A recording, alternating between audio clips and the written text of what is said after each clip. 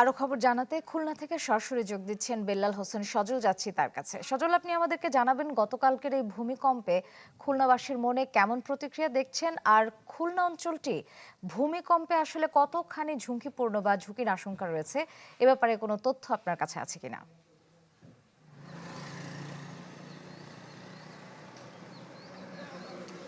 শ্রেয়া, গতকালের যে ঘটনা, সেই ঘটনার পর থেকে আমরা দেখেছি খুলনার সাধারণ মানুষদের মধ্যে যে একটা আতঙ্ক সেটি বিরাজ করছে। বিশেষ করে একেবারে দুপুরের সময় সকলেই আমরা অধিকাংশ মানুষই নামাজ পড়তেছিল, যে কারণে তারা স্থির থাকার কারণে সেই ভূমিকম্পের অনুভূতিটা অনেকটা বেশি পেয়েছে সাধারণ মুসল্লি অনেকেই।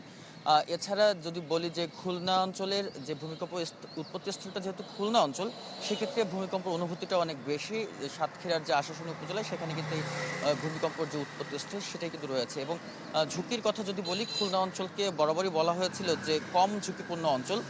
তবে আমরা গতকাল কয়েকজন ভূতত্ত্ববিদের সাথে কথা বলেছি, তারা যেটি বলছে এখন পর্যন্ত খুলনা অঞ্চলে, বিশেষ করে এই দক্ষিণ পশ্চিম অঞ্চলে সাতক্ষীরাতে এই রুটটিতে এখন পর্যন্ত ফল্ট লাইনের যে অস্তিত্ব সেটি এখন পর্যন্ত পাওয়া যায়নি। তবে আরও বেশি গবেষণার প্রয়োজন, যেহেতু এর আগেও আমরা দেখেছি এখানে এই মাসেই 4.1 মাত্রার একটি ভূমিকম্প এই সাতক্ষীরা অঞ্চল থেকেই হয়েছে।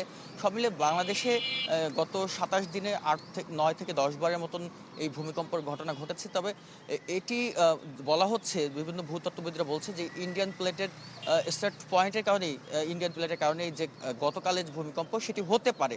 তবে আরও বেশি বিস্তার গবেষণা প্রয়োজনে খুলনা অঞ্চলের এই রুটে কোনো ফল্ট লাইন আছে কিনা। এবং পাশাপাশি যদি বলি, সাধারণ মানুষ এটি কিন্তু অনেক বেশি সচেতন হচ্ছে। ভূতত্ত্ববিদরা বা গবেষকরা যেটি বলছে, প্রাকৃতিকভাবে কিন্তু এই ভূমিকম্প রোধ করা সম্ভব নয়, তবে এর ক্ষয়ক্ষতি অনেক বেশি কমানো সম্ভব। সেক্ষেত্রে যেটি করতে হবে, ভূমিকম্প সময় কি করণীয় এবং প্রযুক্তির ব্যবহার, নানা দিকগুলো যদি মাথায় রাখা যায়, তাহলে ক্ষয়ক্ষতির পরিমাণটা অনেক কমবে। তো সেটা সব মিলে খুলনা থেকে ভূমিকম্প পরবর্তী অবস্থায় আমার কাছে এতটুকু ছিল। ধন্যবাদ সজল। দর্শক, ভূমিকম্পের নানা বিষয়ে জানতে আমরা সরাসরি যুক্ত ছিলাম খুলনা অঞ্চলে।